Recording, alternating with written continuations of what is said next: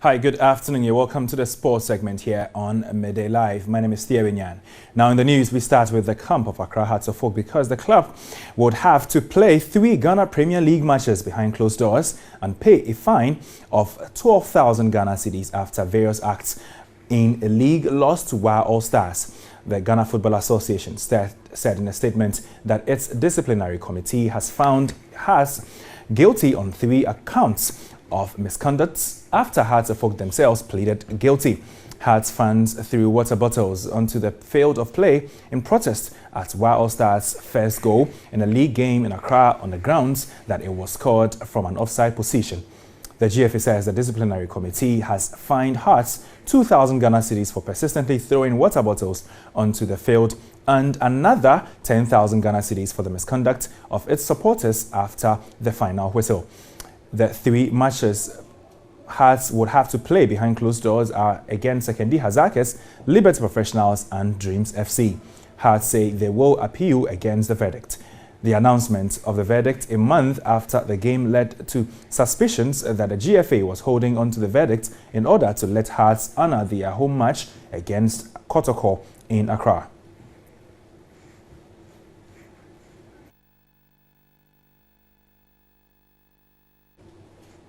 Now still on Accra, Hearts of Oak and Kumasi Asante Kotoko, 2 victims of South Africa's West Stadium disaster have joined some Ghanaian victims of Africa's West Stadium disaster ahead of the remembrance of the May 9 Stadium disaster in Accra. In Kantofilo, Zulu and Mogotomo, Treto spent a day with victims in Nima and Accra Sports Stadium, the venue of the disaster 15 years ago. Our man Nana Kojuafre went along. Park Stadium disaster in 2001 killed 43 people, including the parents of Ntaklafino Zulu, 23, and Makamo Tatulo, who is now 28 years old. In a move organized by former Asante Kotoko chairman Herbert Mensah, the pair spent time in Nima with about 10 people who lost mothers, fathers, brothers and sisters when 126 football fans died during a league game between Accra Hearts of Oak and Kumasi Asante Kotoko.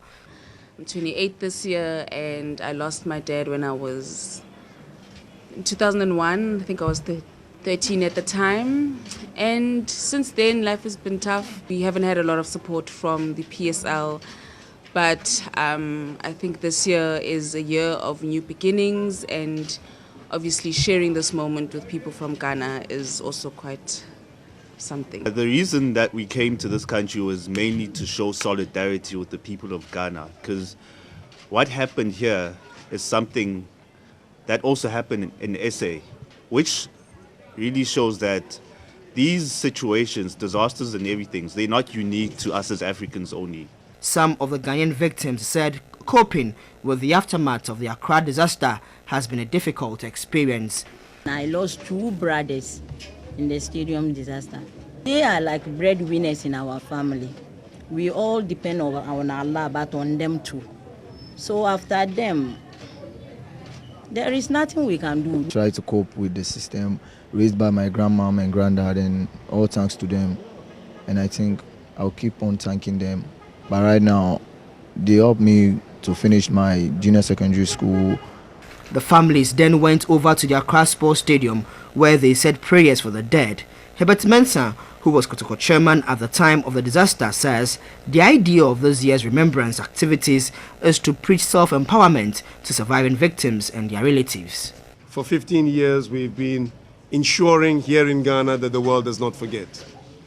We have been ensuring that Ghanaians themselves have a greater sense of integrity, decency, self-respect, not to forget those who died attending a simple football match that was not managed correctly by people who should have been known better, and that their lives have not been lost in vain.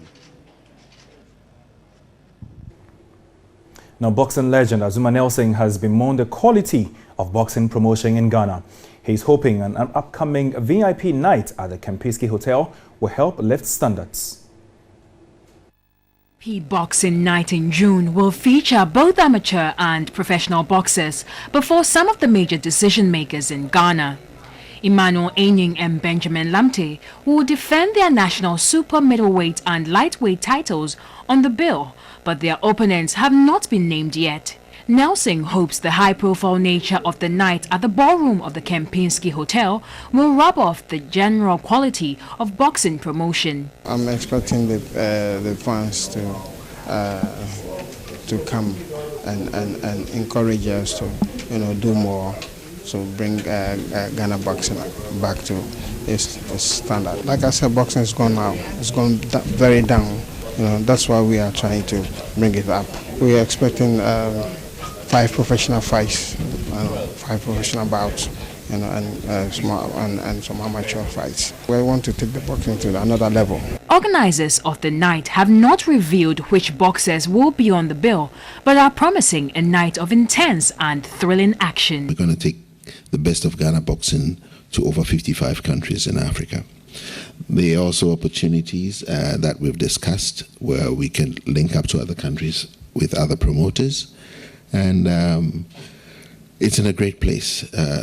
Kempinski, we've been looking at hotels, and we finally found one. But the real icing on the cake is to actually have the legend to be with us. So excited, and we've got everything in place, and I can promise the fans that and anybody who would watch or attend, you would have an excellent evening. That's all for sports here on Midday Live with me, Thierry Nyan.